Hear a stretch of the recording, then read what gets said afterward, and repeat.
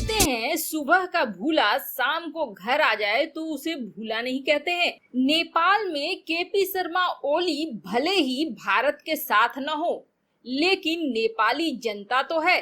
अब नेपाल की सेना के जनरल बनेंगे भारत के सेना प्रमुख मुकुंद नरवणे। और क्या गोरखा सेना पर होने वाली है बड़ी बात। इसके अलावे बड़ी खबर पाकिस्तान की जनता की तरफ से भी आ रहा है।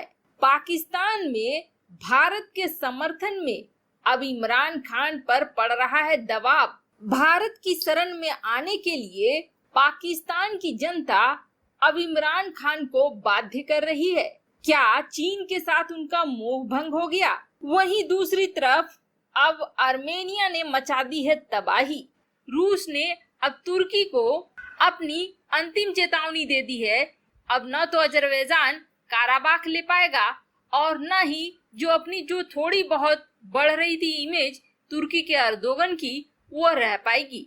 इसके अलावे बहुत कुछ, आइए जानते हैं इन खबरों को विस्तार से। दो सरकारें, नेपाल की और पाकिस्तान की। नेपाल की केपी शर्मा ओली और पाकिस्तान की इमरान खान सरकार, इन दोनों का इस्तेमाल किस तरह से चीन एक खिलौने की तरह कर रहा है, यह लगभग सबको पता चल गया है। वैसे जनता जनार्दन होती है और अब जनता ने खुद अपने हाथ में कमान लेना शुरू कर दिया है। पाकिस्तान में इस तरह से दबाव बढ़ रहा है इमरान खान के ऊपर कि अब इमरान खान बेबस नजर आने लगा है। वैसे भी पहले भी वो किसी काम का था नहीं, सेना के सहारे गद्दी पर बैठ चुका था, लेकिन अपनी मर्जी चला नहीं सकता था। अब ऊपर से विपक्षी दलों ने निशाना साधना शुरू कर दिया है और सेना ने इमरान खान से अपना पल्ला झाड़ना शुरू कर दिया है। ऐसे में चीन की पाकिस्तान में जो चाल थी वह विफल होती दिख रही है। कहाँ चीन यह सोच रहा था कि पाकिस्तान उसके लिए दो फ्रंट की लड़ाई लड़ेगा, वहीं दूसरी तरफ अब इमरान खान सरकार से उसके विपक्षी दल ही यह कह रहे हैं कि देखो, भारत और चीन में दुश्मनी होने के बावजूद अरबों डॉलर का व्यापार चल रहा है। क्या चीन ने कभी अपना व्यापार बंद करा? क्या भारत ने कभी अपना व्यापार बंद करा? ऐसे हालात में भी चीन भारत के साथ अपने संबंधों को सुधार कर रखना चाहता है।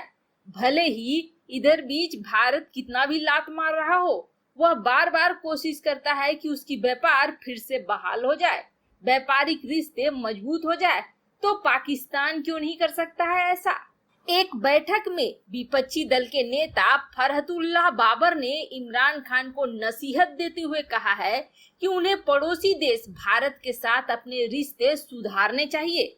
अगर पाकिस्तान भारत के साथ अपने संबंध अच्छे रखता है तो हमारे लोकतंत्र के साथ साथ अर्थव्यवस्था को भी फायदा होगा। वहीं फरहतुल्लाह बाबर ने पाकिस्तानी सेना पर भी निशाना साधा और कहा कि हमारे जनरल दिल से कभी भी संविधान को नहीं मानते हैं और सिर्फ अपना फायदा देखते हैं। यही वजह है कि उन्होंने सत्ता पर पकड़ बना के रखी है। हमारी संसद भी पाकिस्तानी सेना की जिम्मेदारी तय करने में विफल रही। सेना ने हमेशा लोकतंत्र का अनदेखा किया। वैसे इमरान खान के ऊपर इतने दबाव होने के बाद पाकिस्तानी सेना ने धीरे धीरे इमरान खान की मदद करना बंद कर दिया है। वहीं दूसरी तरफ हमारे दूसरे पड़ोसी नेपाल का हाल भी बुरा है। नेपाल में अब जनता जाग चुकी है और केपी शर्मा ओली के सामने खुद सबूत लेकर आ रही है कि कैसे चीन ने अतिक्रमण कर लिया है। और अब केपी शर्मा ओली के पास कोई दूसरा ऑप्शन नहीं बचा है, उन्हें कहना ही पड़ेगा कि हाँ, चीन ने अतिक्रमण किया है। लेकिन क्या केपी शर्मा ओली के पास इतनी ताकत और इतनी हिम्मत है कि वह चीन के खिलाफ आकर बोल सके? वह बोले या न बोले, लेकिन अब जो होने जा रहा है उसे देखकर चीन जरूर चौंकेगा, क्योंकि भारतीय सेना प्रमुख मुकुंद नरवणे को नेपाली सेना के मानद जनरल का दर्जा मिलने जा रहा है और जनरल नरवणे अगले महीने नेपाल की यात्रा पर जाने वाले हैं, जिस दौरान पड़ोसी देश उन्हें इस सम्मान से नवाजेगा।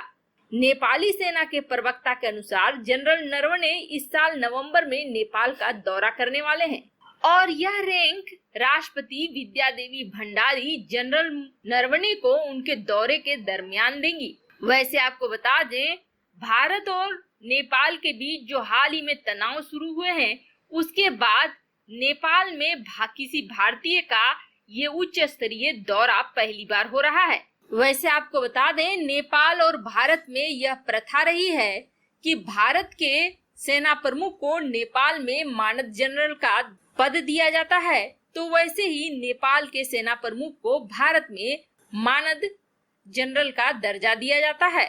लेकिन जिस तरह से चीन नेपाल की राजनीति में पूरी तरह से कब्जा कर रहा है, उसे देखकर ऐसा लगता था कि नेपाल शायद इस प्रथा को भी तोड़ देगा, लेकिन इस प्रथा को नेपाल ने आगे चलने दिया है। ऐसे में ये भी माना जा रहा है कि मुकुंद नरवणे की यह मीटिंग खासकर गोरखा सेना को लेकर भी होगी, साथ ही साथ भारत और नेपाल के संबंधों को फिर से ठीक करने के लिए भी होगी। वहीं दूसरी तरफ आर्मेनिया और अजरबैजान के हालातों की बात करें तो अब तो भाई आर्मेनिया अजरबैजान की अच्छी तरीके से क्लास ले रहा है। आर्मेनिया जो पिछड़ रहा था, अब इतना ज्यादा हावी हो रहा है अजरबैजान के ऊपर कि उसे अपनी सेनाओं को पीछे खींचना ही पड़ रहा है। साथ ही साथ रूस ने अब तुर्की को अपनी अंतिम चेतावनी दे दी है कि इस लड़ाई से दूर रहो, वरना इसका अंजाम बहुत ही बुरा होगा।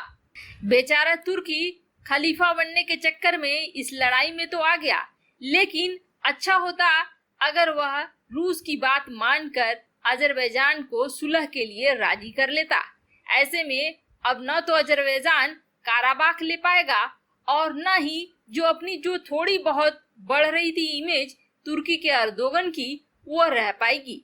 वैसे आपको क्या लगता है, क्या नेपाल और भारत के रिश्ते फिर से सुधर पाएंगे? कमेंट कर अपनी राय जरूर बताएं। साथ ही साथ चैनल पर अगर नए हैं तो चैनल को सब्सक्राइब करना न भूलें और वीडियो को लाइक और शेयर जरूर करें। जल्द मिलते हैं अगले वीडियो में नई खबर के साथ।